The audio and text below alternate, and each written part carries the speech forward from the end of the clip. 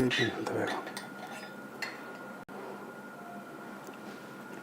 Phone చేసి అమ్మకి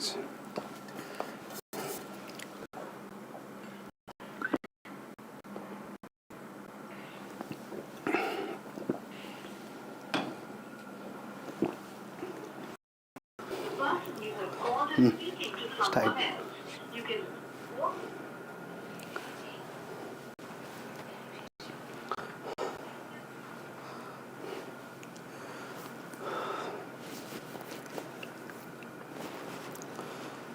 కొంచెం మెల్లగా ముందు జరిపిస్తా.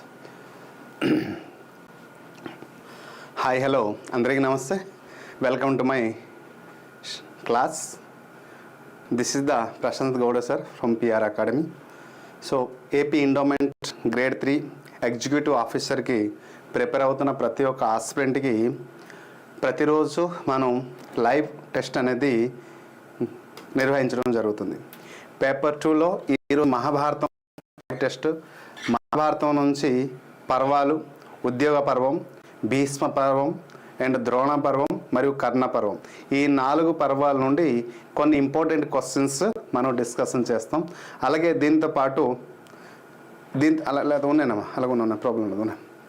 దీంతో పాటు నో ప్రాబ్లం. దీంతో పాటు మరి లాగొద్దు.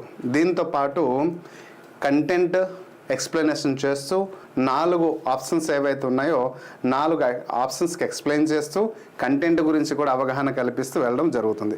ఓకే, సో నమస్తే రామకృష్ణ గారు.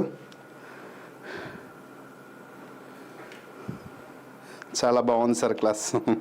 Thank you Ramakrishna. అలాగే లక్ష్మి గారు గుడ్ ఈవినింగ్. ఆది సౌజన్య గారు నమస్తే madam. So let's begin this session. Without delay, we'll begin the session. మధ్యలో so we should interact. Okay, ఈరోజు మహాభారతం నుంచి 3rd సెషన్. ఈ 3rd సెషన్లో మనం ఏపీ ఎండోమెంట్ గ్రేడ్ 3కి సంబంధించినటువంటి కోర్స్ అయితే ఇస్తున్నాము. ఇది 50% ప్రెజెంట్ ఆఫర్లో ఉంది.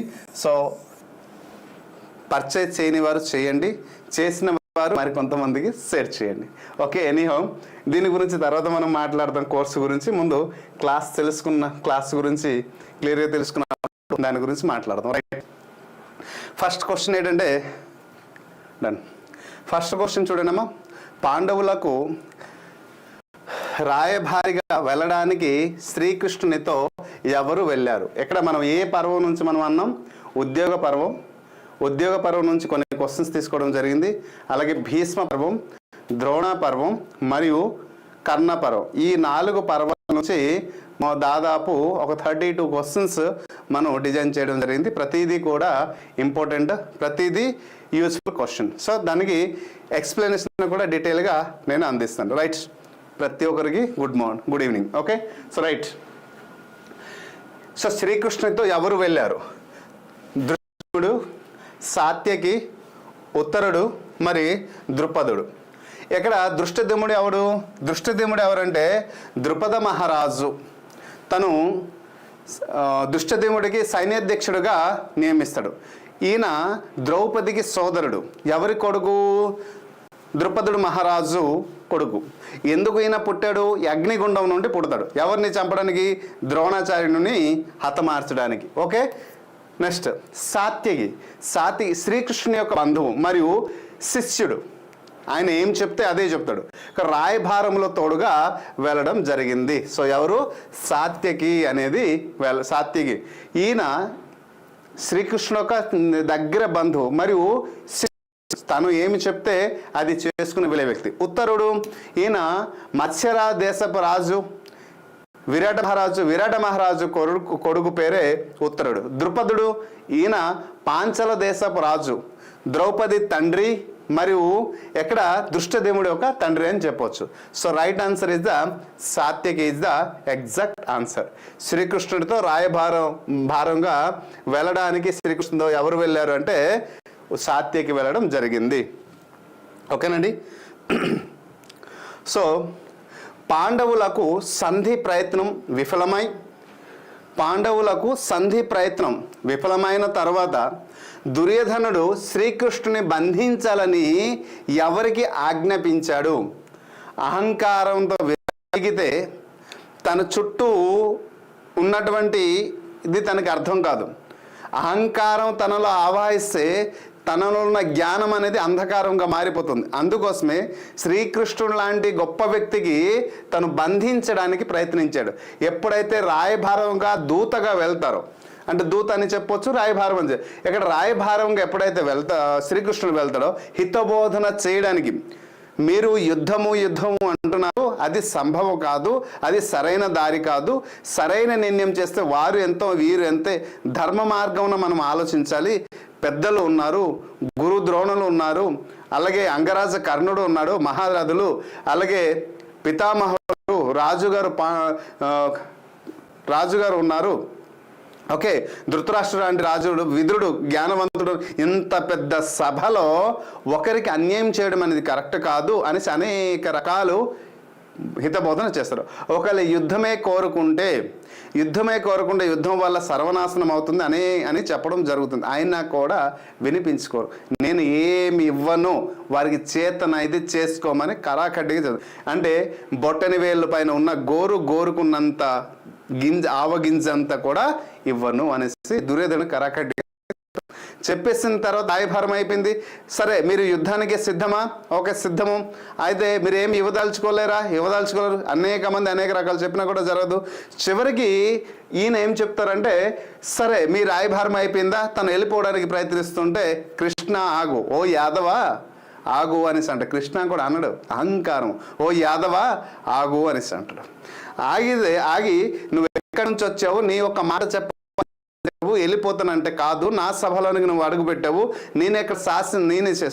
నేను ఏదైతే శాసిస్తాను అదే శాసనము, కాబట్టి మరి వెళ్ళడానికి లేదు అనేసి చెప్పడం జరిగి, దుశ్శాసన, ఈ గొల్లవాడిని బంధించు అనేసి అంటాడు అహంకారంతో. ఈ గొల్లవాడిని బంధించు, ఎక్కడి నుంచి వెళ్ళడానికి వీలు లేదు, ఈ గొల్లవాడిని బంధించే పంచపాండవులు ఏం చేయలేరు అనేసి అహంకారంతో అంటాడు అనమాట. కానీ సర్వాంతర్యామి శ్రీకృష్ణ నారాయణుడి శ్రీకృష్ణుడి రూపంలో జన్మించాడు.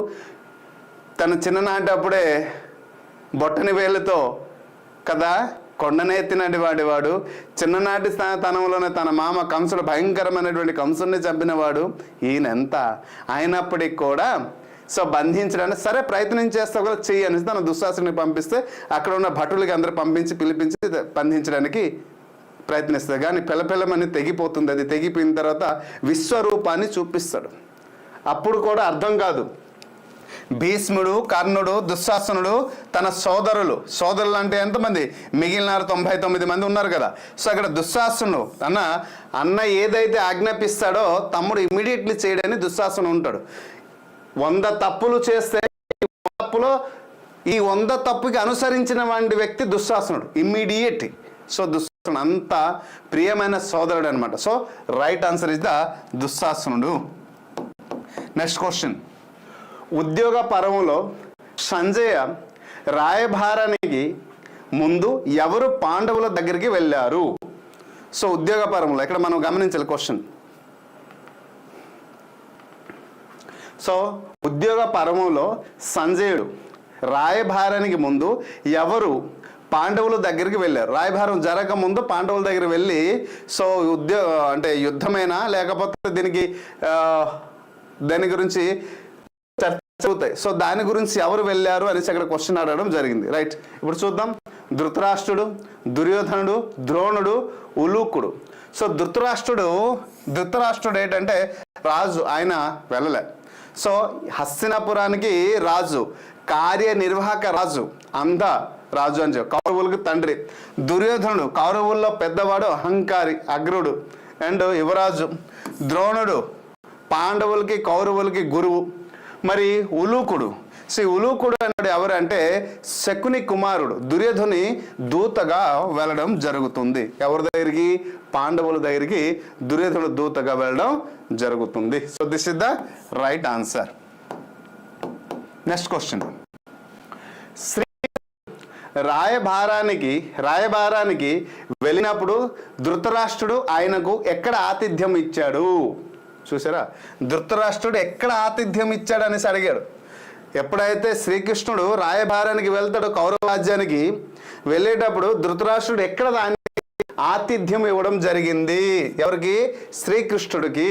మరి చూద్దాం, హస్తినాపురంలోన, కృష్ణుని భవనంలోన, పాండవుల శిబిరంలోన, పాండవుల అంతఃపురంలోన? ఎక్కడ? హస్తినాపురం అంటే ఇది కురు రాజ్యం యొక్క కౌరవుల నివాసం, కురు రాజ్యముల రాజధాని, కౌరవుల నివాసం ఇది.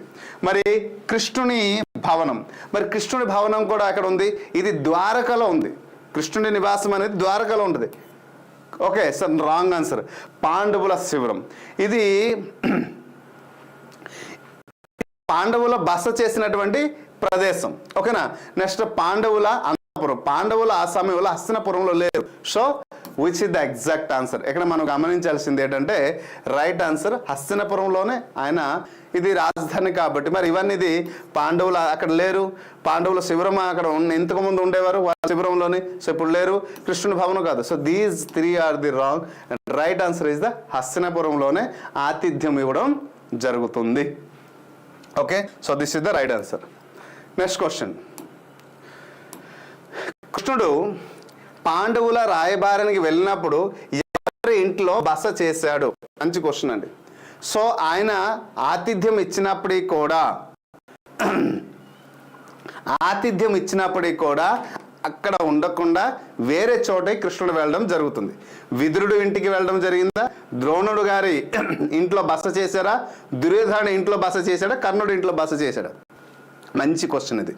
ఎందుకు అంటే అక్కడ చిన్న సంఘటన జరుగుతుంది. విదురుడు చాలా నీతివంతుడు. ఆన్సర్ ఇస్ ద విదురుడు is the right answer. Yes, answer చేస్తున్నారా? ఆన్సర్ చేయండి. That's good. విదురుడు. ఎస్, రామకృష్ణ గారు సూపర్ అండి. ఎగ్జాక్ట్ ఆన్సర్ విదురుడు రైట్ ఆన్సర్. సార్ విదురుడు ఎందుకు రైట్ అంటే వీడు చాలా జ్ఞానవంతుడు, ధర్మాత్ముడు, నీతివంతుడు, సర్వ విద్యలు తెలిసినవాడు, రణరంగంలో వ్యూహాలు రచించగల సమర్థత ఉండేవాడు, ఎదుటి వారి గురి నెక్స్ట్ ఏం జరుగుతుందని భవిష్యత్తుని ఆలోచించి సరైన నిర్ణయాన్ని చెప్పేవాడు. అటువంటి వ్యక్తి కానీ కౌరవుల పక్షాన ఉన్నాడా? చాలా ప్రమాదాలు జరుగుతాయి. కాబట్టి ఆ తెలివితేటలతో అక్కడికి వెళ్తే అక్కడ శ్రీకృష్ణుడు వస్తాడు.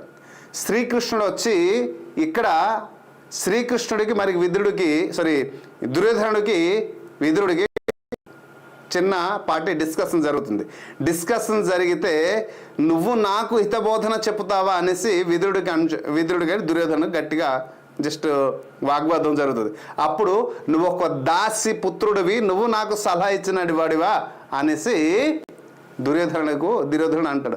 అన్న, నేను నీ పితృ సమానమైన నన్ను దాసిపుత్రుడు అంటావా అనేసి చాలా బాధపడుతూ ఈ క్షణమే నేను వధించుడు అనేసి చెప్తూ అప్పుడు తనలో ఈ భావాన్ని తగ్గించి, సరే మరి ఎందుకు మరి నన్ను ఎంత అవమానం చేశావు కాబట్టి ఈరోజు ఈ క్షణం నుంచే ఈ సభలో అంటే కురు సభలో రాబోయే రోజులో యుద్ధంలో కానీ ఎక్కడ కానీ నా నిర్ణయాలు ఇకపై ఈ మంత్రి పదవిని త్యజించేస్తున్నాను, నాకు మరి అవసరం లేదు, ఈ యుద్ధంలో పార్టిసిపేట్ చేయను, మీకు ఎటువంటి సలహాలు ఇవ్వను, ఏ వ్యూహం రచించను, మరి నా సలహాలు సూచనలు ఈ రోజు నుంచి నా ఒక పదవిని త్యజించేస్తాను అనేసి త్యజించేశాడనమాట.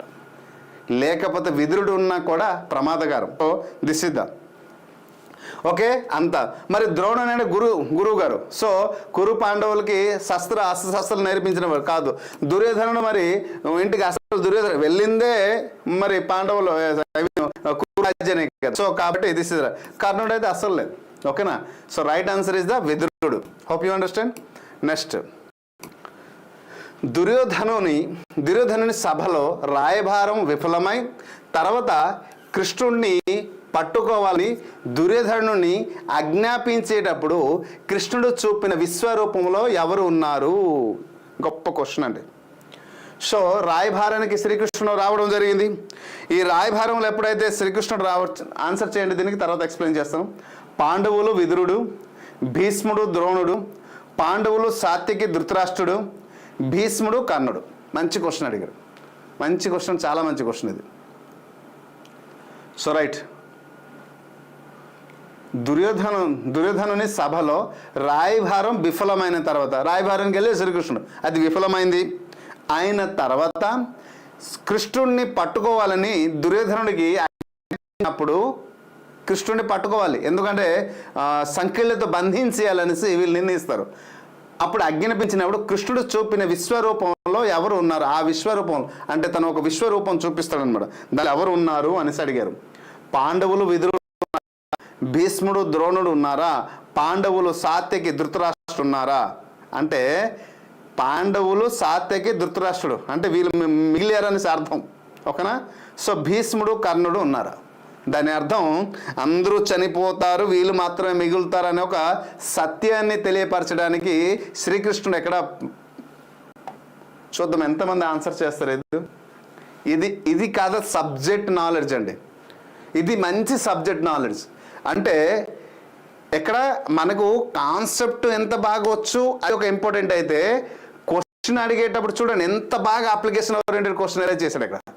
సో ఆయన విశ్వరూపాన్ని చూపించారు. ఆ విశ్వరూపంలో ఎవరు ఉన్నారు అంటే ఎంతమంది అయితే అధర్మము చేశారో, ఎంతమంది గురు, ద్రోణు, పితామహాలు, కర్ణుడితో సహా ఈ భూమండలంలో ఈ సర్వ ఆర్యవర్తనములో ఎవ్వరు మిగలరు, కేవలం పాండవులు, సాత్యకి, ధృతరాష్ట్రుడు మాత్రమే మిగులుతారనే భావాన్ని చూపిస్తాడు ఆ విశ్వరూపంలో. అయినప్పటికీ కూడా తనలో అహంకారం ఉంది, నువ్వు మాయలోడివి, ఇవన్నీ నువ్వు క్రియేట్ చేసిన కట్టు కదా, నేను నమ్మను అనేసి అంటాడు కదా. వినాశకాల విపరీత బుద్ధి కదా, ఆ మైండ్లో నెగిటివ్ థాట్ ఉన్నప్పుడు it's impossible. So right answer is the పాండవులు, సాత్యకి మరియు ధృతరాష్ట్రుడు మాత్రం మిగులుతారు. భీష్ముడు చనిపోతాడు, కర్ణుడు చనిపోతాడు, భీష్ముడు, ద్రోణుడు, సో ఇలా విదురుడు ఉంటాడు, పాండవులు, విదురుడు ఉంటారు. కానీ పాండవులు, సాత్యకి, ధృతరాష్ట్రుడు ఈయనకి చెప్పడం ఉంది. విదురుడు అసలు యుద్ధంలోనే పార్టిసిపేషన్ చేయడు. అర్థమవుతుందండి?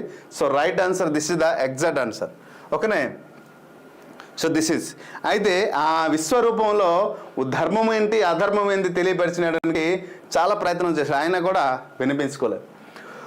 ఉద్యోగ పర్వంలో కృష్ణుడు మరియు కర్ణుడు వారి జన్మ రహస్యాన్ని ఎప్పుడు తెలుసుకున్నారు? ఉద్యోగ పర్వంలో కృష్ణుడు యొక్క జన్మ రహస్యం మరియు కర్ణుడు యొక్క జన్మ రహస్యం వారు ఎప్పుడు తెలుసుకున్నారు? కర్ణుడు యొక్క జన్మ రహస్యం కర్ణుడికి తెలియలేదు, కృష్ణుడు యొక్క జన్మ రహస్యం కృష్ణుడికి తెలుసు, కానీ తెలియపోయినట్టు ఉంటాడు అంతే. యుద్ధానికి ముందు, కృష్ణుని రాయబారానికి ముందు, కృష్ణుడు కర్ణుడికి కలిసినప్పుడు, యుద్ధంలో తెలిసిందా? క్వశ్చన్ మంచి క్వశ్చన్ వేశారండి ఈరోజు. అంటే మంచి క్వశ్చన్స్ వచ్చాయి. ఎలా అంటే అప్లికేషన్ స్టాండర్డ్లో క్వశ్చన్స్, ఇలాంటి క్వశ్చన్స్ కానీ ఎగ్జామ్లో పడితే మనకి అన్నీ తెలిసినట్టే ఉంటుంది, కానీ ఎగ్జామ్ ఆన్సర్ చేస్తాం. చూద్దాం ఇది ఎంతమంది పర్ఫెక్ట్ చేస్తారో. కమన్ క్విక్, తర్వాత నేను ఎక్స్ప్లెనేషన్ ఇస్తాను. Come on quick my dear friends. Voice clear వినిపిస్తుంది కదా? ఆన్సర్ చేస్తాం, చూద్దాం. May I clearly?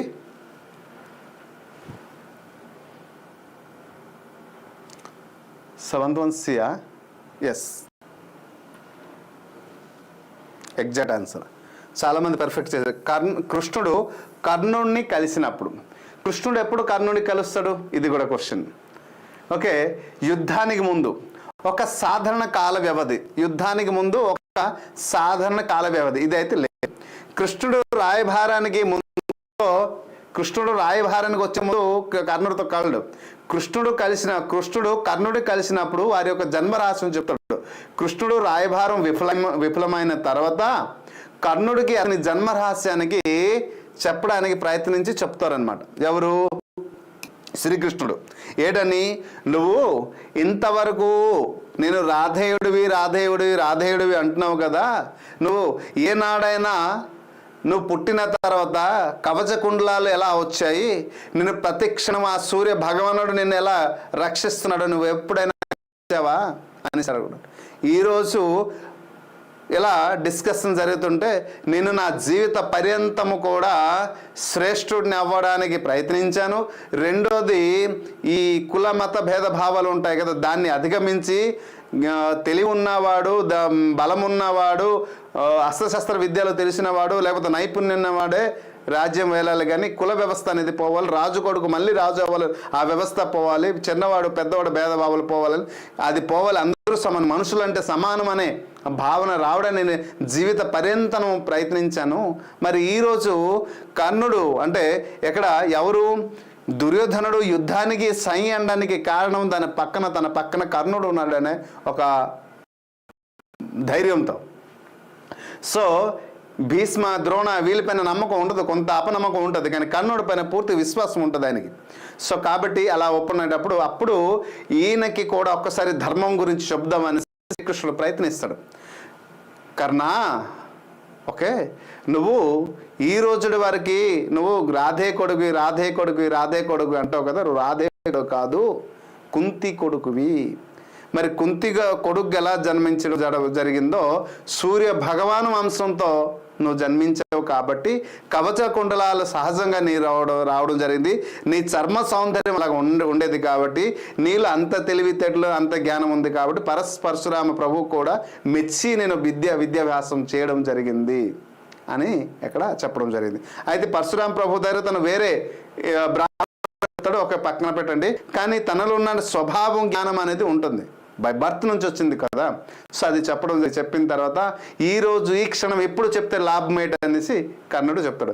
మరి నువ్వు ఎలాగైతే పుట్టావో, పుట్టినప్పటి నుంచి నీ తల్లి నేను ఎలాగైతే ద్రోహం చేశారో, నేను పుట్టిన మరుక్షణమే నన్ను ఒక జైల్లో బంధిస్తే అక్కడి నుంచి విడిపోయి నా తల్లిదండ్రులు నేను చూడలేకపోయినా.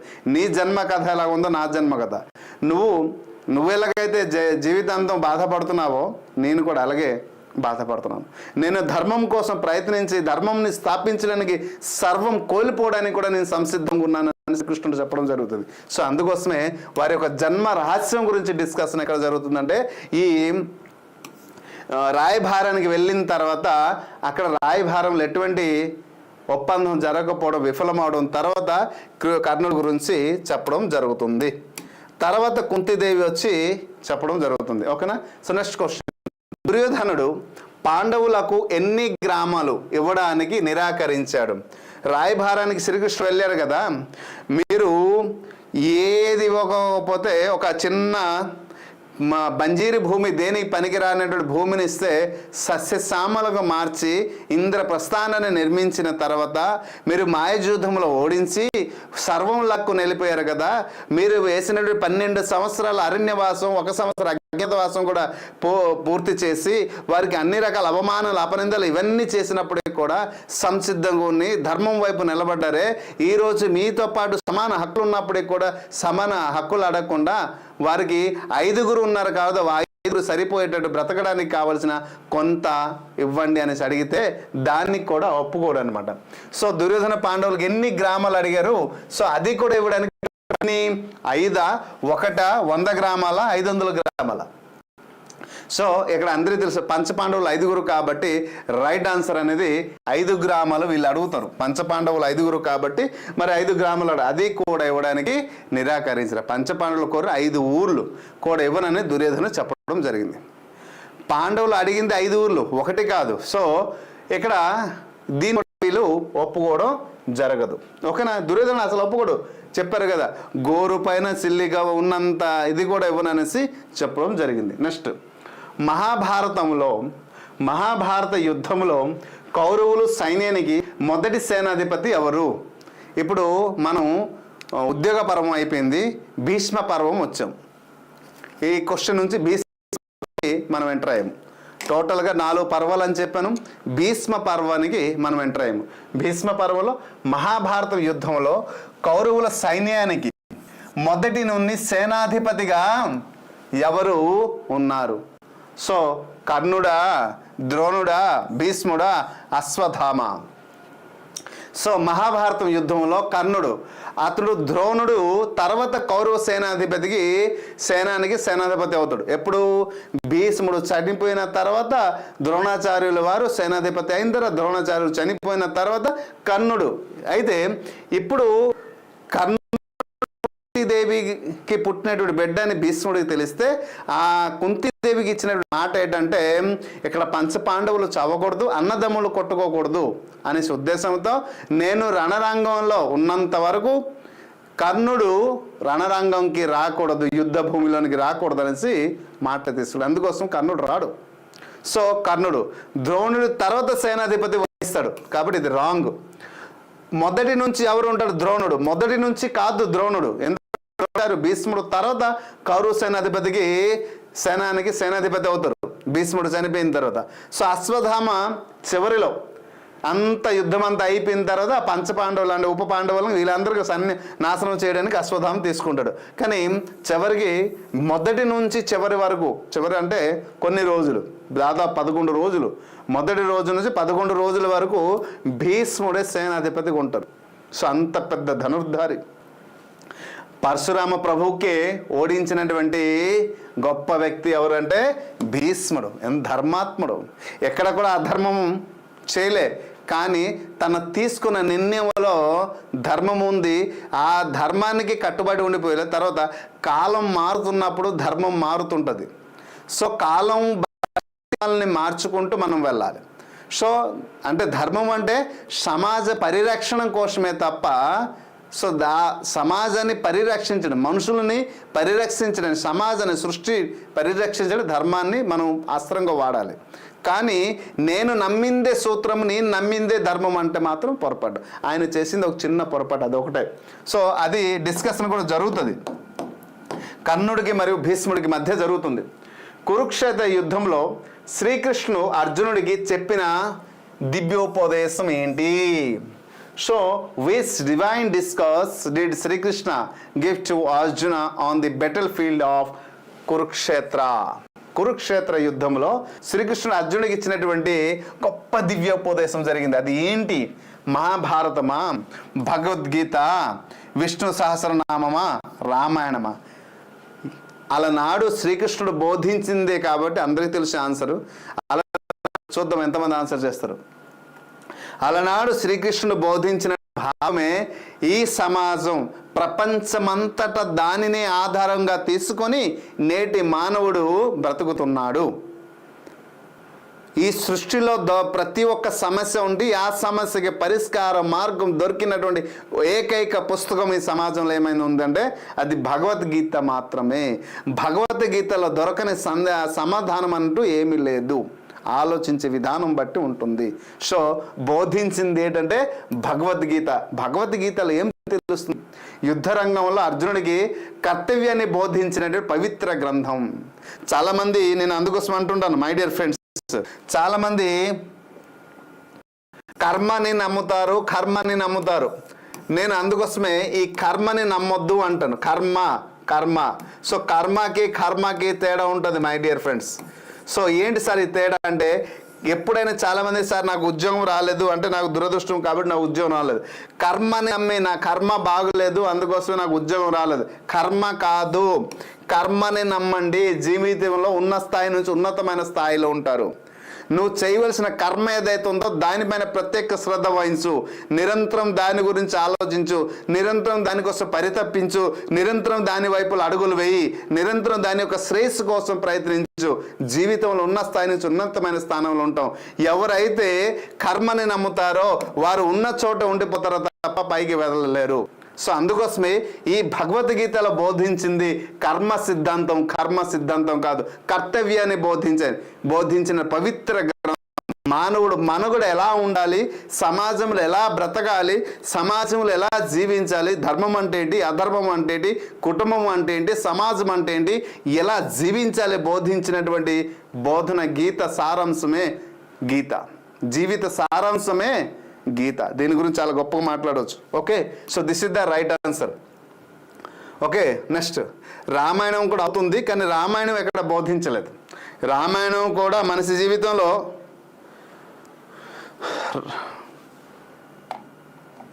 సో రామాయణం కూడా మనం చెప్పొచ్చు, కానీ రామాయణంలో వేరే పర్పస్లో ఉపయోగించవచ్చు. సో మనం ఇప్పటి వరకు కొన్ని క్వశ్చన్స్ మనం చేసాము. సో నెక్స్ట్ ఇప్పుడు మనం అనుకున్నటువంటి క్వశ్చన్స్ ఏదైతే ఉన్నా ప్రతి question important. Okay, PR academy నుంచి మనం ఏం చేస్తున్నామంటే లేటెస్ట్ డిజిటల్ వీడియోస్, పేపర్ 1లో 40,000 బిట్స్, పేపర్ 2లో బిట్స్, పిక్చర్ ఓరియంటెడ్ మెటీరియల్. చూడండి ఇలా అయితే మన మెటీరియల్ ఏ విధంగా ఉంటుందో ఇక్కడ మీకు క్లియర్ కనిపిస్తుంది మన మెటీరియల్ ఎలా ఉంటుంది. తర్వాత కంప్లీట్ కోర్స్ వీడియోస్ ప్రూఫ్ చూపిస్తున్నాను చూడండి. అలాగే chapter wise test, practice wheat, material ప్రతిదీ ఇస్తున్నాం. ఇప్పుడు 50% డిస్కౌంట్లో ఉండి కోర్స్ పర్చేజ్ చేయని వారు చేయండి, ఒకవేళ చేసిన వారు మిగతా వారికి సజెస్ట్ చేయండి. One of the best course my dear friends. చాలా డీటెయిల్గా డెప్త్గా ఎక్కడ కూడా ఒక పాయింట్ని మిస్ అవ్వకూడదు అనే ఒక దృక్పథంతో మీరు అనుకున్నటువంటి లక్ష్యాన్ని చేరుకోవడానికి తయారు చేసిన one of the best material. దాదాపు 8-9 నెలల నుంచి కష్టపడి ఒక 5 ఉపాధ్యాయులు తయారు చేసినప్పుడు మెటీరియల్ ఇది. సో అంత ద బెస్ట్ అని చెప్పడం జరుగుతుంది. సో ఒక్కసారి హిందూ ఫిలాసఫీ అండ్ టెంపుల్ సిస్టంలో మీరు ఒక్కసారి చెక్ చేస్తే మీకు తెలిసిపోతుంది మన కంటెంట్ ఎంత లోతుగా ఉందనేది. ఓకే, సో నెక్స్ట్ క్వశ్చన్ చూద్దాం. యుద్ధ భూమిలో శ్రీకృష్ణుడి సంఘం పేరు ఏమిటి? శ్రీకృష్ణుడు ఒక సంఘం అంటే యుద్ధం గెలిచిన తర్వాత, యుద్ధం గెలిచే ముందు, ప్రారంభించే ముందు సంఘాన్ని పూరించి సంఘాన్ని నుంచి పని ప్రారంభం చేస్తారు. ఆ కృష్ణుడు ఒక లాస్ట్ ఇయర్ ప్రిలిమ్స్లో నకులుడి యొక్క శాఖం పేరు ఏమిటి అని అడిగాడు ప్రిలిమ్స్లో గత సంవత్సరం. తర్వాత మెయిన్స్కి వచ్చేటప్పుడు అర్జునుడి యొక్క సంఘం పేరు ఏమిటి అనేసి అడిగారు. అర్థమవుతుందండి? చూడండి ప్రీవియస్ ఇయర్ క్వశ్చన్స్ చూడండి. నకులుడి యొక్క సంఘం పేరు ఏమిటి అనేసి ప్రిలిమ్స్ అడిగితే మెయిన్స్ ఎగ్జామ్లో గత వచ్చినటువంటి మెయిన్స్లో అర్జునుడు ఉపయోగించినటువంటి సంఘం పేరు ఏంటి అనేసి అడిగారు. ఎక్కడ శ్రీకృష్ణుడు యొక్క సంఘం పేరు ఏంటి అడిగారు. ఓకే, చూడండి దేవదత్తం, పాండ్రికం అండ్ పాంచజన్యం, అనంత విజయం. సో ఆన్సర్ మీకు అర్థమైపోయి ఉంటుంది చదివినప్పుడే. So which is the exact answer? Come on quick. సంఘం పేరు ఏమిటంటే పాంచజన్యం. So this is the exact answer. దేవదత్తం ఒకసారి చూద్దాం. దేవదత్తం అంటే ఇది అర్జునుడు సంఘం పేరు. ఈ దేవదత్తం ఎవరు సంఘం పేరు? అర్జునుడు సంఘం పేరు.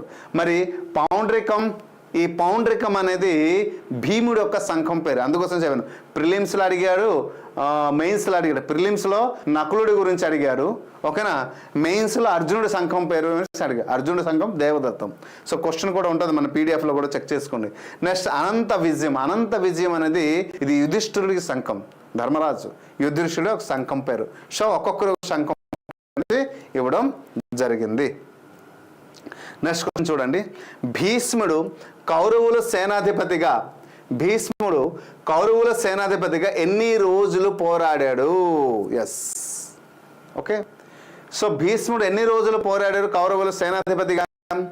ఇది 5 రోజులు సేనాధిపతిగా కేవలం ద్రోణుడు మాత్రమే ఉన్నాడు. ద్రోణుడు గురువులు. ఓకే, 10 రోజులు భీష్ముడు యుద్ధం చేసి మొదటి 10 రోజులుగా పోరాడినటువంటి వ్యక్తి ఎవరంటే సేనాధిపతి మన భీష్ముడు గారు. ఓకే, పితామహులు.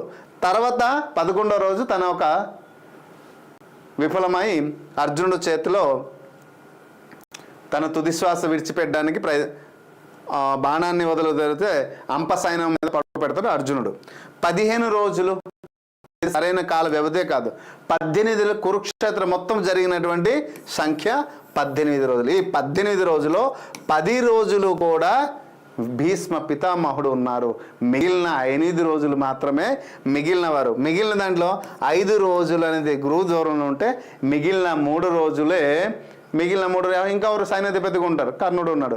సో ఎలా ఒక్కొక్కరు ఎలా. సో అంటే దీన్ని బట్టి భీష్మ పితామహ ఎంత భయంకరమైన బలశాలో దీన్ని బట్టి మనం ఆలోచించవచ్చు. భీష్ముడు పతనానికి ప్రధాన కారణము ఆయన వీరుడు ఎవరు? అభిమన్యుడు, శిఖండి, ద్రోణుడు, భీముడు. మంచి క్వశ్చన్ అడిగారు. So what is the reason? ఎక్కడ భీష్ముడు పతనానికి ప్రధాన కారణమైనటువంటి వీరుడు ఎవరు? ఎక్కడ వీరుడు అది? అభిమన్యుడా? అర్జునుడు కుమారు.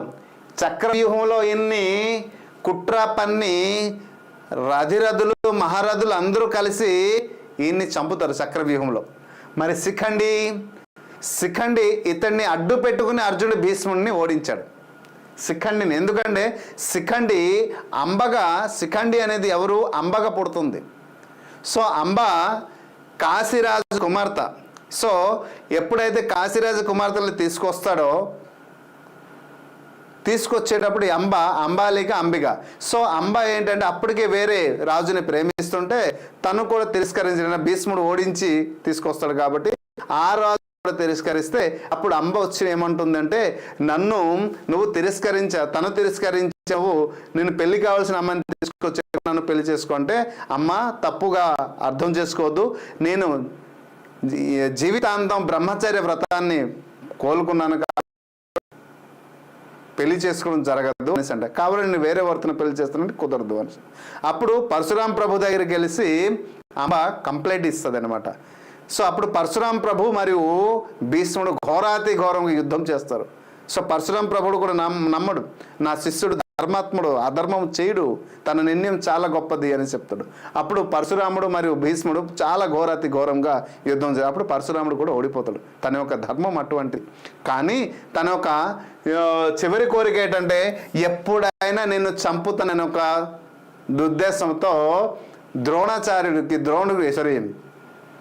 ద్రుపద మహారాజుకి కూతురుగా పుట్టిన తర్వాత మళ్ళీ చనిపోయి తను శిఖండి అవతారం ఎత్తి శిఖండిగా రావడం చేత అంటే మన ఉన్నటువంటి భీష్మాచార్యులు అటు స్త్రీ ఇటు పురుషుడు కాకుండా ఉన్న వ్యక్తితో యుద్ధం చేయననేసి ప్రమాణం చేశాడు. కాబట్టి తన బాణాన్ని వదలడం వల్ల ఆ అర్జునుడు చాటుగా చంపడం జరుగుతుంది. ఎవరిని? భీష్ముడిని. ఓకే, సో ప్రధాన కారణమైన వ్యక్తి ఇక్కడ ఎవరంటే శిఖండి అని చెప్పవచ్చు. అర్థమైంది అనుకుంటాను. So Shikhandi is the exact answer. Next question. యుద్ధం ప్రారంభంలో అర్జునుడు ఎదుర్కొన్న ప్రధాన మానసిక సంఘర్షణ ఏమిటి? మంచి క్వశ్చన్. యుద్ధం ప్రారంభంలో అర్జునుడు ఎటువంటి మానసిక సంఘర్షణని ఎదుర్కోవాల్సి వచ్చింది? Okay, come on quick. శత్రువుల బలం, యుద్ధం నియమాలు, బంధువులతో పోరాడడం, రాజ్యం పంపిణీ. సో అందరికి తెలిసిన క్వశ్చన్ ఇది. Easy question. ఎక్కడే కదా గీత బోధన చేస్తాడు శ్రీకృష్ణుడు. సో యుద్ధం రంగం మధ్యనే తీసుకెళ్తే అటు చూస్తే పెద్దనాన్న, ఇటు చూస్తే చిన్నాన్న, అటు చూస్తే మామ, ఇటు చూస్తే తాతయ్య, అటు చూస్తే తమ్ముడు, ఇటు చూస్తే అన్న, వీళ్ళందరితో నేను బాణంతో ఎలా వధిస్తాను అనేసి శ్రీకృష్ణుడు కాస్తే అప్పుడు కదా గీత బోధన. బంధువులతో పోరాడడం, వాళ్ళందరిని ఎలా చంపడం అనేసి. ఓకేనా? So this is the exact answer. Next question. యుద్ధ భూమిలో అర్జునుడికి సారథి ఎవరు? అర్జునుడి యొక్క సారథి ఎవడు? మరి ఈ సారథి వల్లే కదా 18 రోజులు యుద్ధం జరిగితే రథులు, అతిరథు, మహారథులు, మహామాయత్వాత్మ భీష్ముడు లాంటి వారికి హతమార్చడానికి కారణమని. మరి అంత పెద్ద సారథివో, ఆ సారథి పేరు ఏంటంటే శ్రీకృష్ణుడా, సాత్యక, శాల్యుడా, ద్రుపదుడా. ఇవి నలుగురు కూడా గొప్ప సారథులు. యుద్ధం అంటే రథాన్ని నడిపించలో మంచి నేర్పరి వీరు. సో యుద్ధాన్ని నడిపించే దాంట్లో మంచి నేర్పరి. సో అందులోపు శ్రీకృష్ణుడు కూడా ఉంటాడు. శ్రీకృష్ణుడితో పాటు కన్నయ్య. త్రివేణి గారు రైట్ ఆన్సర్. సో కన్నయ్య అంట, త్రివేణి గారు చెప్పారు. ఓకే, శ్రీకృష్ణుడు, కన్నయ్య.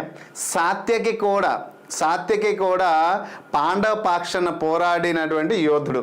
ఓకే, శల్యుడు అర్జునుడు అంటే శ్రీకృష్ణుడికి సమానమైన సారథిగా వ్యవహరిస్తాడు. కానీ కర్ణుడికి ఈయన సారథిగా వ్యవహరిస్తాడు. ద్రుపద మహారాజు ఈయన పాండవుల మామ కదా, పాంచాల రాజు ద్రౌపదికి కన్యాదానం చేసినటువంటి పర్సన్. Next question. తన పతనానికి ముందు భీష్ముడు శిరపంజరంపై పడి ఉన్నాడు. సో పూల పడక, మంచం, శిరపంజర, భూమి. దేనిపైన అండి? శిరపంజరం. దీని అంపశయము అంటారు కూడా. ఓకేనా? So right answer this is the. Okay, so అర్జునుడి బాణాలతో ఏర్పడిన అంపశయంపై భీష్ముడు పడి ఉంటాడు. సో అప్పుడు గంగాదేవి వచ్చి, నీతో యుద్ధం చేయలేక మొగది కాదు అటువంటి పర్సన్ని అడ్డు పెట్టుకుని నిన్ను చంపాడా, అటువంటి వ్యక్తిని తను కూడా తన కొడుకు చేత మరణిస్తాడు అనేసి శపిస్తుంది అనమాట గంగాదేవి శపిస్తే అప్పుడు తను బొబ్బురు వాహనుడి చేతులు అర్జునుడు చనిపోతే అప్పుడు నాగకన్య వచ్చి అర్జునుడికి బ్రతికించడం జరుగుతుంది. అది తర్వాత మనం మాట్లాడదాం, వస్తుంది ఆ కంటెంట్ వస్తుంది, మాట్లాడదాం. ఓకే, సో నెక్స్ట్ భీష్ముడి పతనం తర్వాత కౌరవ సైన్యానికి నూతన సేనాధిపతిగా ఎవరు నియమించారు? ఇంతకు ముందే మాట్లాడు. భీష్ముడు చనిపోయారు. భీష్ముడు చనిపోయిన తర్వాత కర్ణుడ, ద్రోణాచార్యుడు, అశ్వత్థామ, దుర్యోధనుడు. అయితే భీష్ముడు చనిపోయిన తర్వాత ఇమీడియట్గా దుర్యోధనుడు ఏం చేస్తాడంటే కర్ణుడికి సేనాధిపతిగా నియమించాలని నిర్ణయిస్తాడు. నియమిస్తే ఎక్కడ ద్రోణాచార్యుడు ఒప్పుకోడు. ఓకే, సో నేను విద్యాభ్యాసం నేర్పించిన వ్యక్తిని గురువు ఉండక తను సేనాధిపతిగా ఉంటే నేను యుద్ధం చేయను అనేసి అంటాడు. అప్పుడు కర్ణుడు కూడా అది అపమానకరంగానే ఉంటుంది కాబట్టి ఆయనకి ఇవ్వండి, నాకు వద్దు అనేసి కర్ణుడు ఒప్పుకుంటాడు. సో ద్రోణుడు చనిపోయిన తర్వాత కర్ణుడు సేనాధిపతి అవుతాడు. So right answer Dronacharya. Ashwatthama చివరిలో దుర్యోధన ఎప్పుడు కూడా సేనాధిపతి లేదు. దుర్యోధనుడు ఎప్పుడు కూడా కౌరవుల రాజు మరియు సైన్యాధ్యక్షుడు, కానీ ఎప్పుడు సేనాధిపతిగా వినలేదు. ఓకే, అన్ని సైన్యానికి ఆయన అధ్యక్షుడు. ఎవరు? సో ఆయన. ఇప్పుడు అర్థమైంది కదా క్వశ్చన్. నెక్స్ట్ క్వశ్చన్ చూడండి. ద్రోణ పర్వంలో అర్జునుడి చేతిలో హతమైన జయద్రథుడు ఏ దేశపు రాజు? ఇప్పుడు క్వశ్చన్స్ మీకు ఏంటంటే మై డియర్ ఫ్రెండ్స్ ఒకసారి గమనించండి. క్వశ్చన్స్ ఎండోమెంట్ నుంచి ఎలాంటి క్వశ్చన్స్ వస్తాయి అంటే క్యారెక్టర్ నేమ్స్, రాజ్యాలు, రాజవంశాలు, ఆ వ్యక్తి పేరిచి ఆయన ఏ దేశానికి రాజు, ఎవరు చేతిలో హతమయ్యాడు, ఏ అస్త్రంతో ఆయన సాధించాడు, సో ఏ అస్త్రం ఎవరి యొక్క వరంతో పొందారు, ఇటువంటి క్వశ్చన్స్ మన మార్క్స్ పోవడం అవే. సో ఆ క్రైటీరియాలో మనం అవకాశం ఇవ్వకూడదు. చూడండి ఇప్పుడు ఎంత క్వశ్చన్ అడిగాడు. ఇప్పుడు ద్రోణ పర్వంలో అర్జునుడి చేతిలో హతమైనటువంటి జయద్రథుడు ఏ దేశపు రాజు అన్నాడు. ఆ దేశపు పేరు మనం గుర్తుంచుకోవాలి. గాంధారం డేంజరస్ మామ, శకుని మామ ఒక రాజ్యం గాంధారం. మరి సింధు దేశం, ఈ సింధు దేశానికి చెందినటువంటి వ్యక్తే జయద్రథుడు, ఈ దేశానికి రాజు. మరియు దుర్యోధనుడు ఒక బావ అంటే దుశ్చల భర్త. దుర్యోధనుడు ఒక చెల్లి, దుశ్చలని చెల్లిని పెళ్లి చేసుకుంటాడు. సింధు చాలా పెద్ద దేశం. అటువంటి దేశానికి నాకు చెల్లికి ఇస్తే బాగుంటుంది అనేసి ఇవ్వడం జరుగుతుంది. Okay, husband Dushala. Yes. Next అంగదేశానికి రాజ్యం ఎవరు? కర్ణుడు. చివరికి మద్రదేశానికి రాజు శల్యుడు. ఓకే, మామ, పంచపాండవులు ఒక మామ. So right answer is the Sindhu దేశం. అయితే ఈయనకి అర్జునుడు సంపాదించిన పాశుపతాస్త్రంతో హతమార్చడం జరుగుతుంది. మహాభారత యుద్ధంలో చక్రవ్యూహంని పగలగొట్టి ఆ వ్యూహంలో చిక్కుకొని ప్రాణాలు కోల్పోయిన వీరుడు ఎవరు? చిన్నపిల్లడికి అడిగినా చెప్తారు ఆన్సర్ ఇది. కానీ ఇది ఒక విషయాలు మై డియర్ ఫ్రెండ్స్. రోజు మనం ఎలా లైవ్ పెడదాం, మీకు ప్రతి ఒక్క లైవ్ గురించి నేను క్లియర్గా ఎక్స్ప్లెయిన్ చేస్తాను. నేను అంటుంది ఏంటంటే కలిసి పోరాడడం సాధిద్దాం. నా ఉద్దేశం ఏంటంటే మీరు రెగ్యులర్గా కానీ కలిసి అంటే లైవ్కి అటెండ్ అయ్యి తర్వాత మీ ఫ్రెండ్స్ సర్కిల్ ఎవరైతే ఉన్నారో వారికి కొంచెం ఇంటిమేషన్ ఇస్తే రెగ్యులర్ కొంచెం రోజు మరికొన్ని క్వశ్చన్స్ తీసుకొని ఈ క్వశ్చన్స్ అన్ని ఎక్స్ప్లెయిన్ చేస్తే మీకు ఎగ్జామ్లో మాత్రం చాలా బాగా హెల్ప్ఫుల్ అవుతుంది. ఓకే, సో మహాభారత యుద్ధంలో ఎవరండి? వీరాతి వీరుడు అర్జునుడు కుమారుడు పద్మవ్యూహంలోని ప్రవేశించాడు. ఓకే, పద్మవ్యూహంలో వీర మరణం పొందినటువంటి ఆ భూమి, యుద్ధ భూమిలో అంటే ఈ భూమి ఉన్నంత కాలం శాశ్వతంగా అర్జునుడు శ్రేష్ఠుడు ఎవడు అనేసి ఎప్పుడు గొడవ పడుతుంటే వీళ్ళందరికంటే కర్ణుడు చెప్పిన మాట, నువ్వు నేను ఎప్పుడు శ్రేష్ఠుడు అనేసి అనుకున్నాం, కానీ మన ఇద్దరి కంటే శ్రేష్ఠుడు ఇంకొక వాడు అయిపోయాడు. ఆ శ్రేష్ఠుడు అభిమన్యుడు. ఈ సృష్టి ఉన్నంతవరకు, చరిత్ర ఉన్నంతవరకు సువర్ణాక్షరాలతో నీ పేరు లిఖింపబడుతుంది. ఘోరాతి ఘోరంగా పోరాడి చేస్తాడు వీరుడు. ఓకే, ఘటోత్కచుడు కాదు. ఘటోత్కచుడు ఎప్పుడు వస్తాడు అంటే ఈ మాయ యుద్ధం జరిగేటప్పుడు వస్తాడనమాట. సో ఉప పాండవులు చివరిలో ఓకేనా, ఉప పాండవుల్ని ఒక అన్యాయంతో వీళ్ళు చంపడం జరుగుతుంది. దాని గురించి మనం నెక్స్ట్ క్వశ్చన్కి వచ్చేటప్పుడు ఎక్స్ప్లెయిన్ చేద్దాం. ద్రోణాచార్యుడు మరణానికి కారణమైన అబద్ధాన్ని పలికింది ఎవరు? సో అబద్ధాన అంటే అది ధర్మమా అధర్మమా ఇక్కడ క్లియర్గా ఎక్స్ప్లెయిన్ చేస్తారు. సో రైట్, శ్రీకృష్ణుడు, యుధిష్ఠిరుడు, భీముడు, దృష్టద్యుమ్నుడు. ద్రోణాచార్యుడికి తన కొడుకు అంటే విపరీత వ్యామోహం ఉంటుంది. తన కొడుకు శ్రేయస్సు కోసమే కదా, తన కొడుకు గుప్పటి పాలు దొరకలేని ఎడల అక్కడి నుంచి ఏర్పడిన క్రోధమే కదా, అక్కడి నుంచి ఏర్పడిన భావమే కదా తనకి ఈ కౌరవులకి విద్య నేర్పించిన, పంచపాండవులు కౌరవులు విద్యలు నేర్పించి వాళ్ళ ఒక ఆస్థంలో ఉండడం. అయితే విద్య అయితే నేర్పించాడు కానీ తన ఒక కొడుకు ఒక స్వార్థం కోసం ఆ రాజ్యంలో ఉండాల్సి వచ్చింది. Okay, that is the further matter. కానీ ఇక్కడ ఏంటన్నాడంటే మరణానికి కారణమైన ఎవరు అబద్ధాలు ఆడే శ్రీకృష్ణుడా? శ్రీకృష్ణుడు ప్లానింగ్ చేసి చెప్తాడు. ఓకే, ఇతను ఈ అబద్ధం చెప్పమని సలహా ఇస్తాడు శ్రీకృష్ణుడు. యుధిష్ఠిరుడు ధర్మరాజు. సో శ్రీకృష్ణుడు వచ్చి భీముడు చంపి వస్తాడు, అశ్వధామ అతహ అనేసి చెప్తాడు. చెప్తే నమ్మడు, ఎవరు గురువు గారు నమ్మరు మాటలు. శ్రీకృష్ణుడు చెప్పాడు, నువ్వు మాయలోడివి, నీ మాట అస్సలు నేను నమ్మను అనేసి చెప్తాడు. ఎవరు? శ్రీకృష్ణుడు చెప్పిన మాటలు కూడా నమ్మరు. సరే, అప్పుడు ధర్మరాజు వస్తాడు. ధర్మరాజు వస్తే ధర్మరాజు ఏం చెప్తాడంటే, ధర్మరాజు కూడా శ్రీకృష్ణుడు హితబోధన చేస్తాడు. అశ్వధామ హతహ అని గట్టిగాను అని చెప్తారు, కుంజరహ అని నెమ్మదిగాను అంటారు. కుంజరహ అంటే ఏనుగు. సో ఆ అశ్వధామ అనే పేరుతో ఉన్నటువంటి ఏనుగుని భీముడు చంపడం జరుగుతుంది. తర్వాత కుంజరహ అనేటప్పుడు అక్కడ పెద్ద పెద్ద ధ్వనులతో భజంత్రులతో ఎక్కువ శబ్దం అవుతుంది. కుంజరహ అనేది వినిపించదు ఎవరికి? ద్రోణాచార్యుడు. అప్పుడు దృష్టద్యుమ్నుడు ఏం చేస్తాడంటే, నా కొడుకు చనిపోయాడనేసి తన దగ్గర ఉన్న అస్త్రశస్త్రాలు వదిలేయడం వల్ల ఈ దృష్టద్యుమ్నుడు పెద్ద తెచ్చి హతమార్చడం జరుగుతుంది. కానీ అక్కడ అబద్ధము చెప్పాడా యుధిష్ఠిరుడు? లేదు, చెప్పింది నిజమే. అశ్వధామ హతహ అన్నాడు. హతహ అంటే అశ్వధామ అని ఏనుగు, కుంజరాహ అని అంటాడు. ఆ కుంజరాహ అనేది వినిపించదు. సో దిస్ ఇస్ ద యుధిష్ఠిరుడు is the exact answer. Right, next question. Okay my dear friends, next క్వశ్చన్కి వెళ్ళే ముందు మన పిఆర్ అకాడమీలో మేము అందించినటువంటి అద్భుతమైన కోర్సు, మేము అందించినటువంటి అద్భుతమైన కోర్సుతో పాటు మై డియర్ ఫ్రెండ్స్, మీరు ఎక్కడైనా కోర్సు చూసుకోండి, మేము అందించే కోర్సులో స్పెషల్ ఏంటంటే బిట్స్ 25,000 బిట్స్ పేపర్ 2లో ఇస్తున్నాము. ఇంకా దానికి ఇంకొక 25,000 యాడ్ చేయాలనుకుంటున్నాము. ఇప్పటికి పేపర్ వల్ల 40,000 ఇవ్వడం జరుగుతుంది. త్వరలో గ్రాండ్ టెస్ట్, మోడల్ టెస్ట్ ఇవన్నీ కూడా అందించడానికి ప్రయత్నిస్తాం. సో మెటీరియల్ చూడండి, పిక్చర్ ఓరియంటెడ్ రూపంలో ఉంది. ఇవి వీడియోస్ ప్లస్, ఎందుకంటే ప్రూఫ్ చూపిస్తున్నాను. మన దగ్గర కోర్సు ఉంది, తీసుకోవడం తర్వాత చాలామంది డిఫరెంట్ ప్లాట్ఫామ్ తీసుకోవడం, కంటెంట్ లేకపోవడం, బాధపడడం, ఇవన్నీ అందుకోసం స్క్రీన్ షాట్లు నేను చూపించాను విత్ 100% పక్క ప్రూఫ్తో పాటు నేను చూపిస్తున్నా. ఓకేనా? సో కాబట్టి దయచేసి ఇంట్రెస్ట్ ఉన్నవారు తీసుకోండి. సో చదవాలి, సాధించాలి, జీవితంలో ఉన్న స్థాయిలో ఉండాలని దృక్పథంతో మీరు అందరూ, కాబట్టి తీసుకోండి కోర్సు. ఎందుకంటే 50% ఇప్పుడు ఆఫర్లో ఉంది. కేవలం 1,500 రూపీస్తోనే మనం అందిస్తున్నాం. 3,000 రూపాయల కోర్సు 15% అందిస్తున్నాం.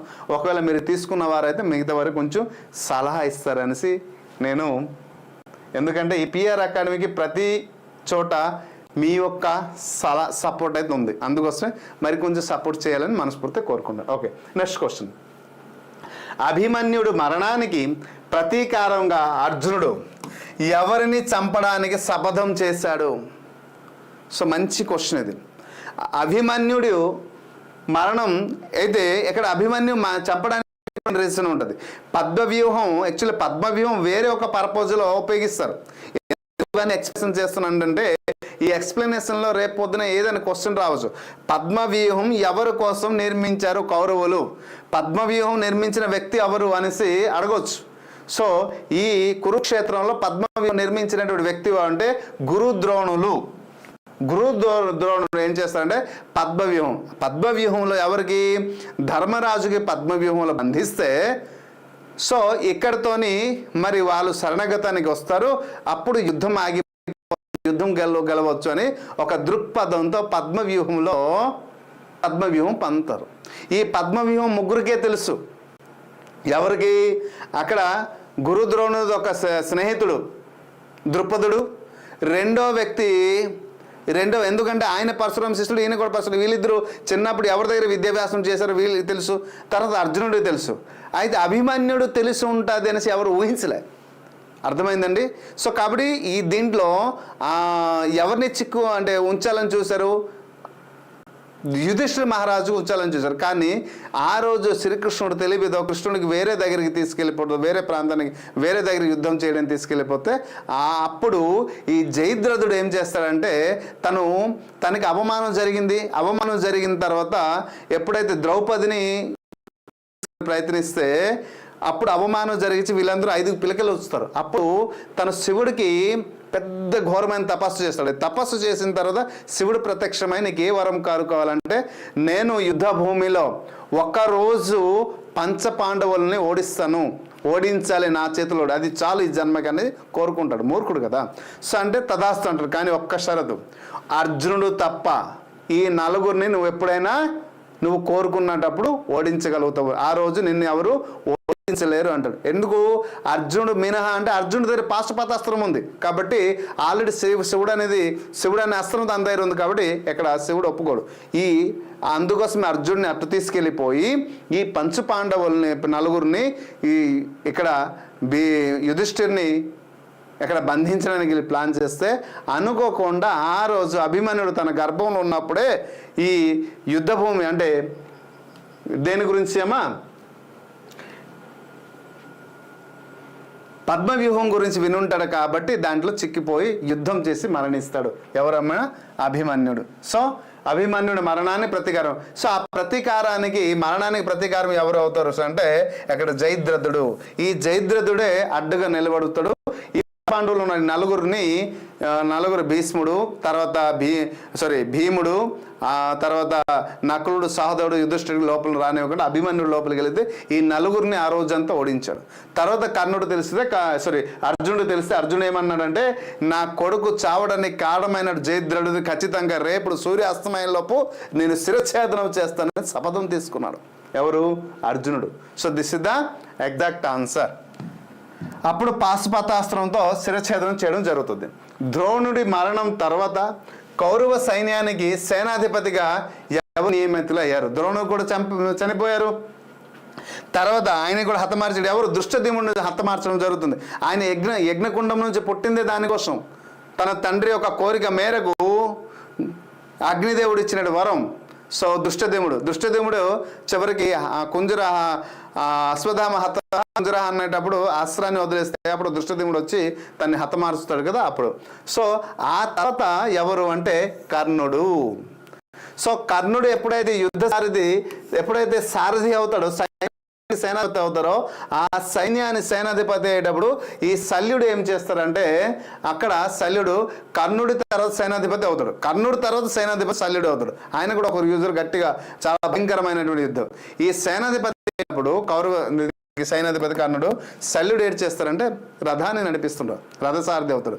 సో అశ్వత్థామ చివరి దేశంలో అశ్వత్థామ సేనాధిపతి అవుతాడు.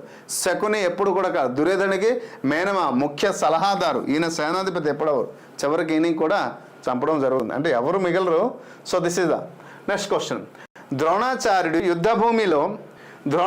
యుద్ధభూమిలో చివరుగా విన్న అబద్ధము ఏమిటి? ద్రోణాచార్యులు యుద్ధభూమిలో చివరిగా విన్న అబద్ధం ఏమిటి? ద్రోణాచార్యుడు ఏంటి విన్నాడు చెప్పండి.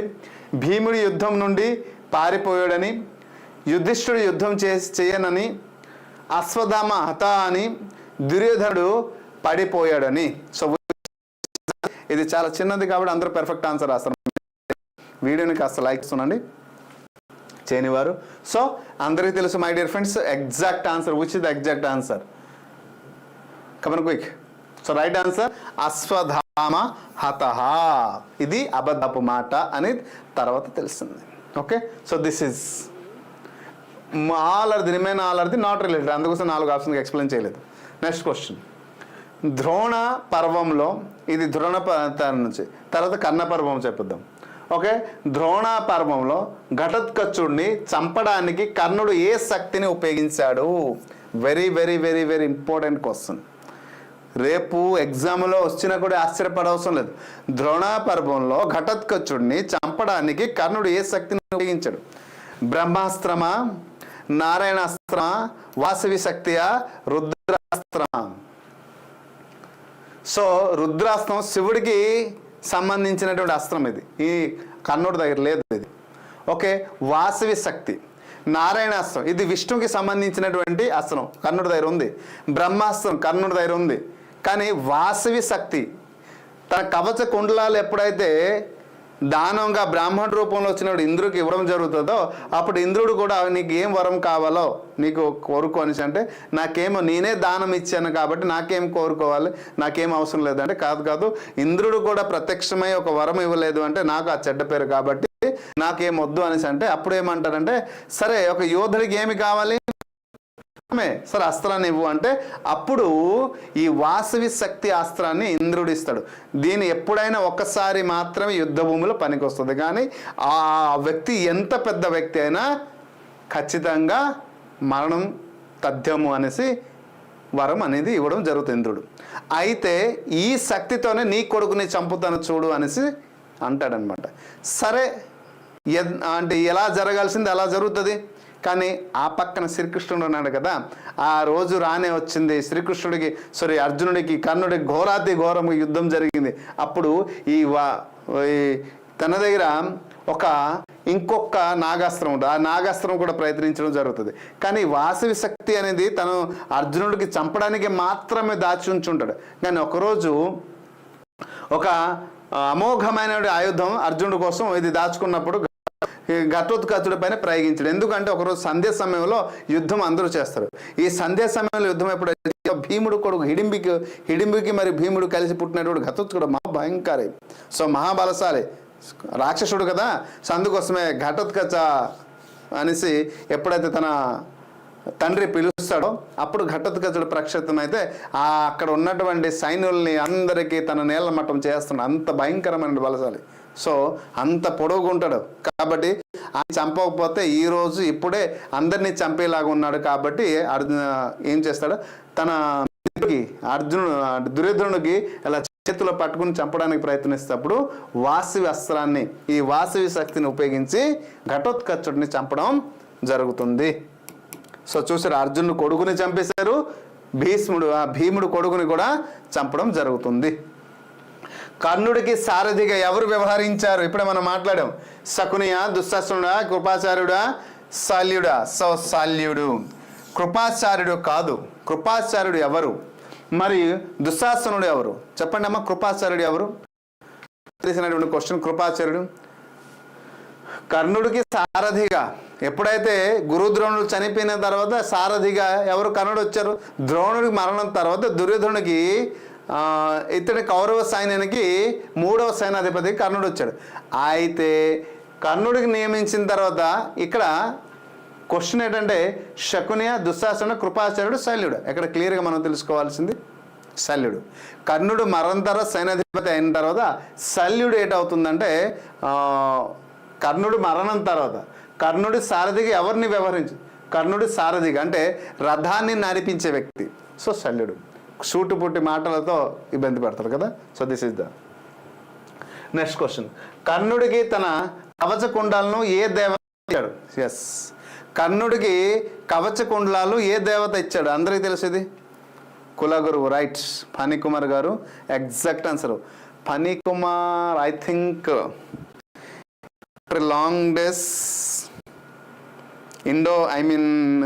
సచివాలయం టైంలో కూడా మీరు వచ్చేవారు కదా, ఏమో రైట్? అప్పుడు లైవ్ పెట్టేటప్పుడు కూడా వచ్చేవారు కదా, ఏమో right? Or new person? I think 4-5 years back. కర్ణుడికి తన కవచ కుండాలను ఏ దేవత ఇచ్చారు? సో ఇంద్రుడా, సూర్యుడా, వరుణుడా, అగ్ని? అందరికీ తెలుసు సూర్య భగవానుడు. ఇంద్రుడు అర్జునుడికో తండ్రి, ఓకేనా? మరి వరుణుడు ఇతను జలాలకు అధిపతి దేవుడు, అగ్నికి అధిపతి, ఓకేనా? సో దిస్ ఇస్ ద అగ్నిదేవుడు అర్జునుడికి గాంధీబొమ్మ ఇవ్వడం జరుగుతుంది, ఓకేనా? సో నెక్స్ట్ ఉచిత. ఎస్, ఫణికుమార్ గారు గుర్తుంది. ఆఫ్టర్ లాంగ్ డేస్, అంటే లాంగ్ డేస్ కూడా కాదు, ఆఫ్టర్ 4-5 years తర్వాత మళ్ళీ మీ పేరు వినిపించింది నన్ను. Okay, so right. కర్ణుడు మరియు అర్జునుల మధ్య జరిగిన గొప్ప యుద్ధం, ఆ పర్వం ఏ పర్వంలో జరిగింది? గొప్ప క్వశ్చన్ అండి. ఇటువంటి క్వశ్చన్స్ ఎగ్జామ్లో రావాలండి. కర్ణుడు మరియు అర్జునుల మధ్య జరిగిన గొప్ప యుద్ధం ఆ ఏ పర్వంలో జరిగింది? భీష్మ పర్వమా, ద్రోణ పర్వమా, కర్ణ పర్వమా, శల్య పర్వమా? ఏ పర్వంలో జరిగింది? భీష్మ పర్వంలో భీష్ముడు కౌరవులకి సేనాధిపతిగా ఉన్నాడు కాబట్టి భీష్మ పర్వం అనేసి అన్నాం. మరి ద్రోణ పర్వం అంటే ద్రోణుడు సేనాధిపతిగా ఉన్నాడు కాబట్టి ద్రోణ పర్వం అన్నాం. సో ఆ పర్వంలోనే వాళ్ళు చనిపోతారు. మరి కర్ణ పర్వం, ఈ కర్ణ పర్వంలో ఉన్నది. మరి ఈ శల్య పర్వం ఏంటంటే ఈ పర్వంలో శల్యుడు ఏంటంటే కౌరవ సేనాధిపతిగా ఉంటాడు. కాబట్టి మరి అర్జునుడి కర్ణుడి ఘోరాతి ఘోరంగా జరిగిన యుద్ధం ఏంటంటే కర్ణుడు మధ్య గొప్ప యుద్ధం. ఎందుకంటే ఆ క్షణం కోసం ఎన్ని రోజులు వేచి చూశాడు ఆ కర్ణుడు. అర్జునుడు కూడా కర్ణుడు సేనాధిపతిగా ఉన్న పర్వంలోనే అర్జునుడితో అతని చివరి యుద్ధం జరిగింది. ఆ పర్వంలోనే కర్ణుడు చనిపోవడం జరుగుతుంది. నెక్స్ట్, కర్ణుడి మరణానికి కారణమైన శాపం ఎవరు ఇచ్చారు? సో కర్ణుడు చావుకి 1,000,000 కారణాలు అంటారు, కానీ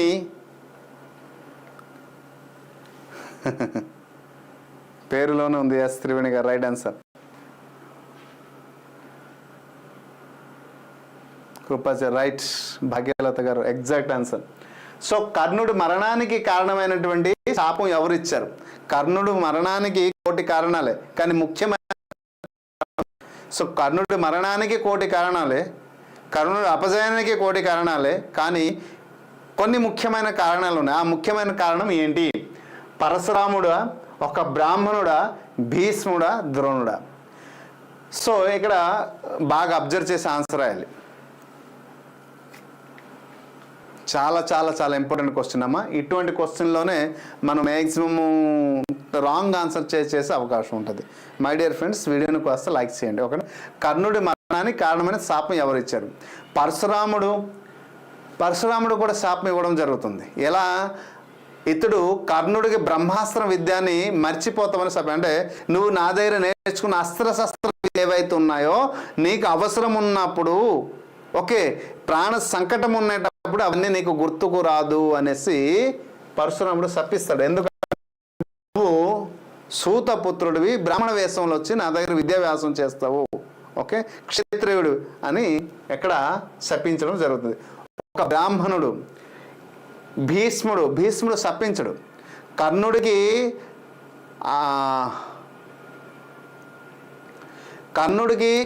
అవమానించాడు కానీ శపించలేదు. ఓకే, ఎందుకంటే కర్ణుడు సూతపుత్రుడు ఇవన్నీ అనేసి అన్నప్పుడు భీష్ముడు ఎప్పుడు కూడా శపించలేదు. ఓకేనా? చివరికి క్షణంలో కూడా కాపాడతాడు కూడా. నువ్వు పెద్దోడివి, పంచ పాండవులకి పెద్దోడివి అనేసి కూడా తెలుసుకుని కాపాడతాడు.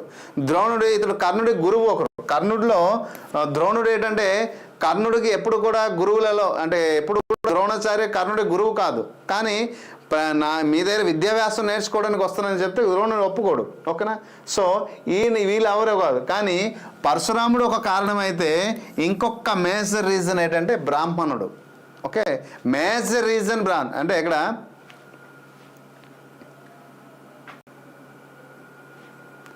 క్షేత్రుడు అని చెప్తాడు.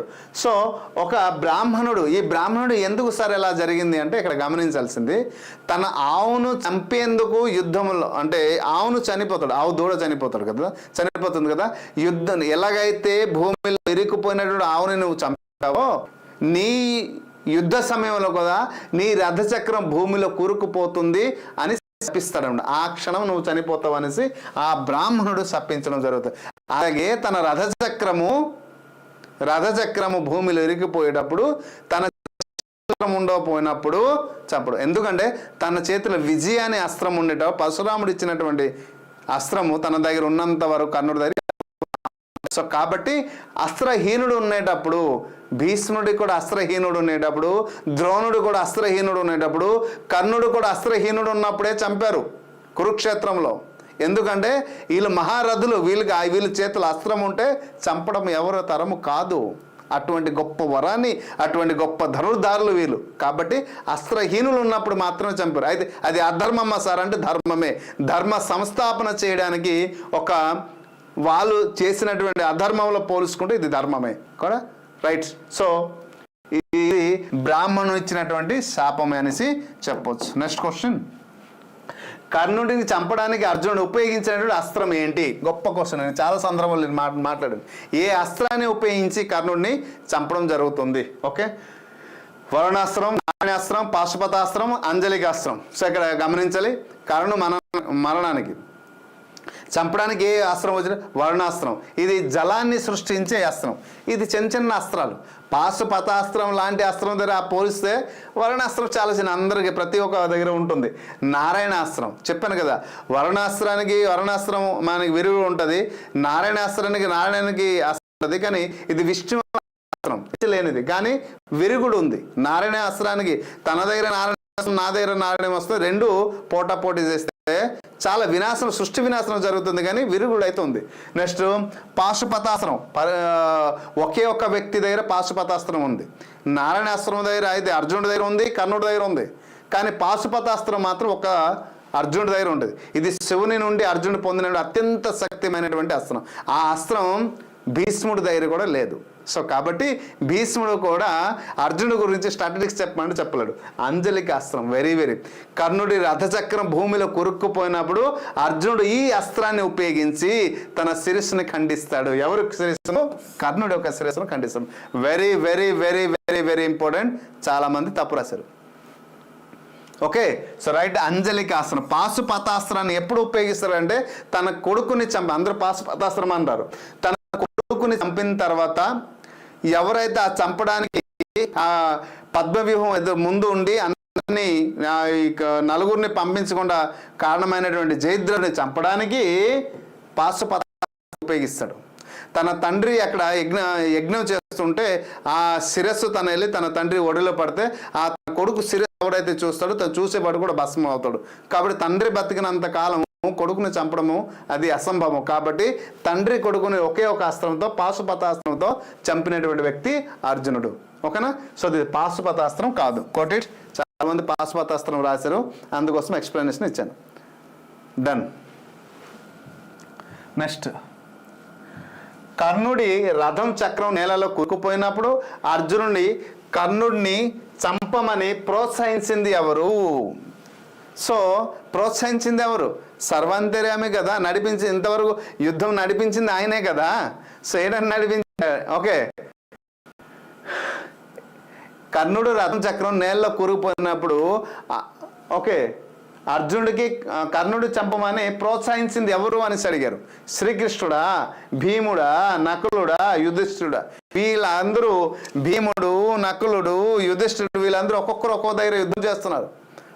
కానీ కర్ణుడికి తెలిసిండోయ్ అర్జునుడు తన తమ్ముడు అనేసి, పంచపాండవులు తన తమ్ముడని తనకు తెలుసు, అయినా కూడా యుద్ధం. అందుకోసం కుంతిదేవికి మాట ఇస్తాడు, అమ్మా గుర్తుపెట్టుకోండి, నీకు పంచపాండవులు, నీకు 5 కొడుకులే మాత్రమే.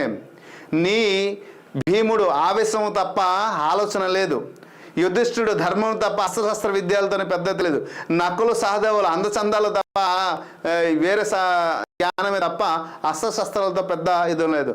కానీ ఏ క్షణమైన అర్జునుడు నా కంటి ఎదురుగా కనిపిస్తే నేను మైమరిచి ఇంకొక ధనుర్ధారి అని ఆవాయిస్తుంది. అది ఎక్కడికి వెళ్తుందో ఆయనైనా చనిపోవాలి, నేనైనా చనిపోవాలని అని చెప్తాడనమాట. ఎవరికి? కుంతీదేవికి. అమ్మ, నీ పంచపాండవులు మాత్రం నీకు చనిపోయేది చివరికి అర్జునుడైనా చావాలి, నేనైనా చావాలి. సో కాబట్టి మీకైతే మాట ఇస్తున్నా, ఆ 4 జోలికి వెళ్ళను, అర్జునుడు నా ఎదురుకు రానంత వరకు వస్తే ఆయనైనా చనిపోతాడు, నేనైనా చనిపోవడం ఖాయమనేసి ఆనాడే మాట ఇస్తాడు. కాబట్టి అయితే కర్ణుడికి కూడా తెలుసు తన అధర్మ వైపు ఉంటాడు. అందుకు కూడా శ్రీకృష్ణుడికి చెప్తాడు, నేను ఇప్పుడు కుంతీదేవి కొడుకుననేసి నేను అర్జునుడి వైపు, ఈ పంచపాండవుల వైపు వస్తే అందరూ భయపడి నాకు రాజ్య పట్టాభిషేకం, మరి కురుక్షేత్రం జరగదు, యుద్ధం జరగదు, ఈ సకల సామ్రాజ్యం నేనే రాజ్యాధిపతి అవుతాను తెలుసు నాకు. కానీ మరి అధర్మమో ఎప్పుడు నాశనం జరుగుతుంది? సో ధర్మం స్థాపించాలి అంటే నేను అటువైపు ఉండాలి, నేను అటువైపు ఉంటేనే దుర్యోధనుడు యుద్ధం చేస్తాడు, అప్పుడు అధర్మం అనేది నాశనం అవుతుంది, కొత్త స్థాపన అనే ధర్మం స్థాపన జరుగుతుంది అనేసి కర్ణుడు అంటాడు.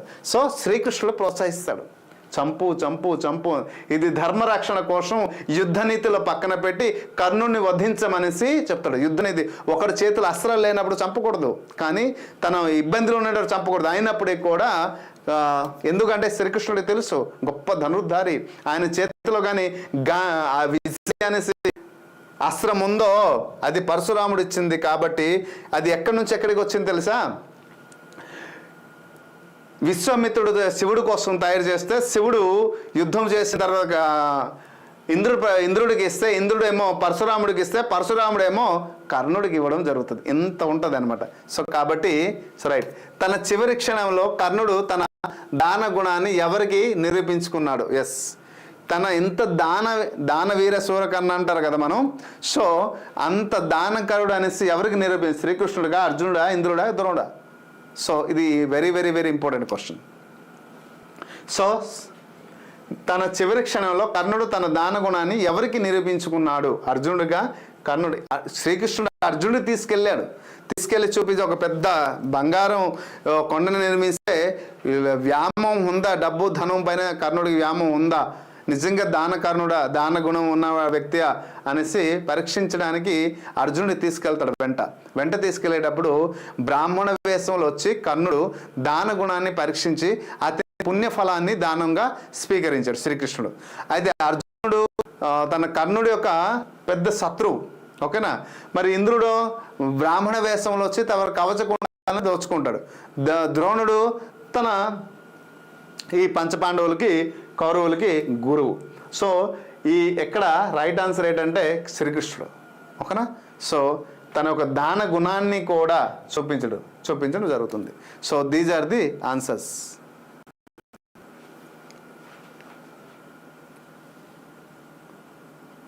Yes, okay. So this is our course అండి. మన దగ్గర ఉన్న పిఆర్ అకాడమీలో చూసారు కదా ఎంత అద్భుతమైన మెటీరియల్. అంటే మేము డిజైన్ చేసిన మెటీరియల్లో ప్రతి ఒక్క లైన్ చదువుతుంటే చదవాలి, ఆ లైన్లో పాయింట్ని హైలైట్ చేసి అలా పిక్చర్ ఓరియంట్లో. ఇంకా చాలామంది అంటే పీడిఎఫ్ సార్ ఎక్కువ సమయం చదవలేమని, కానీ చదివితే ఇంకా చదవాలి, నేర్చుకుంటే ఇంకా నేర్చుకోవాలనే దృక్పథంలో తయారు చేసినటువంటి పీపీడి దాదాపు 8 to 9 months కష్టపడి ఒక 5 to 6 టీచర్ కూర్చోబెట్టి తయారు చేసిన మెటీరియల్. అంత అద్భుతమైన మెటీరియల్ మార్కెట్లో కానీ ఎక్కడ కూడా డిజిటల్ లేదు. ఎందుకు అంత కాన్ఫిడెన్స్ చెప్తున్నా అంటే, ఒక మహాభారతంలో మనం మాట్లాడితే మహాభారతంలో 18 పర్వాలు ఉంటాయి మై డియర్ ఫ్రెండ్స్.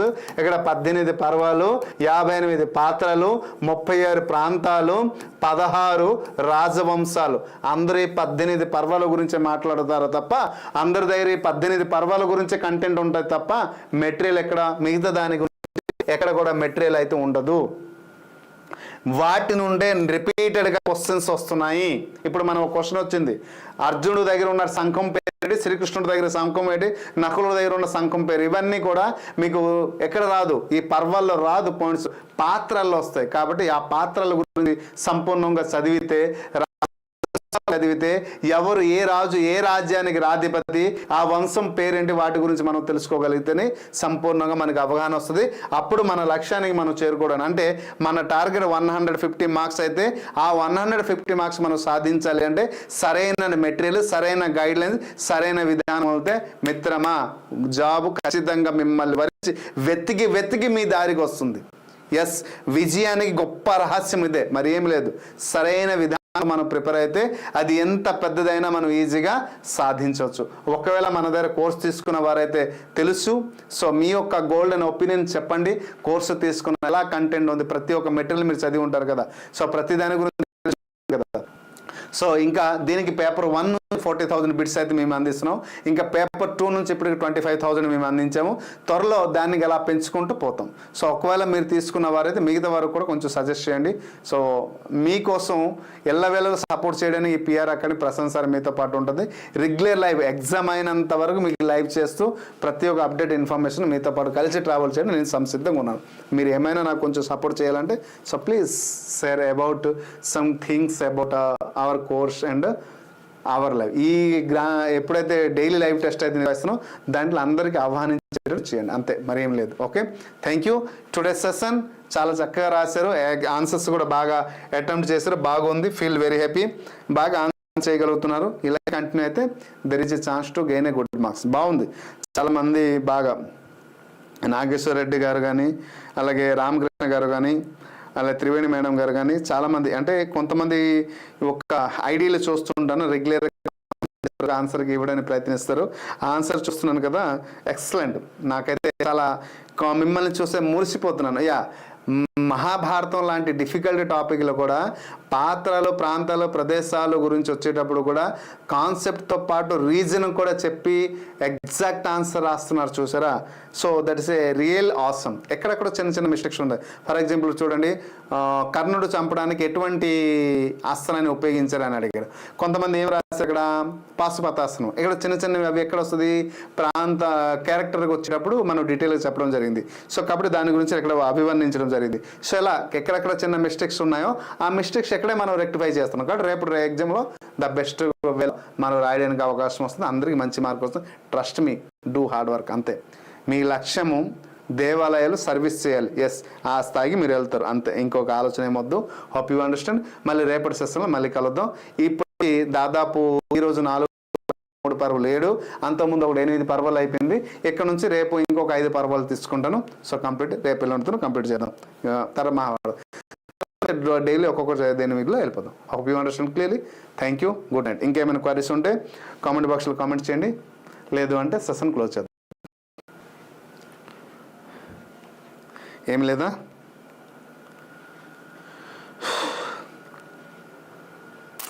ఏమైనా క్వరీస్?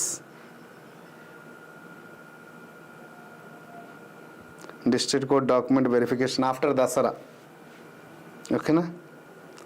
దసరా తర్వాత ఉంటుంది.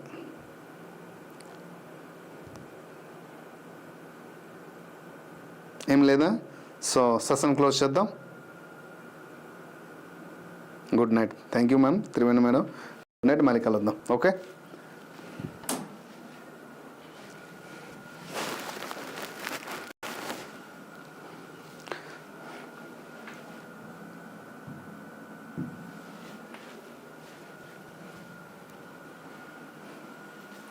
ఏమైనా క్వరీస్ ఉంటే అడగండి, లేదు అంటే సెషన్ క్లోజ్ చేస్తున్నాం.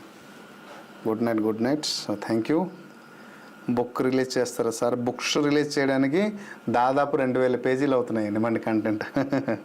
So it's difficult. Okay, close the session. Thank you.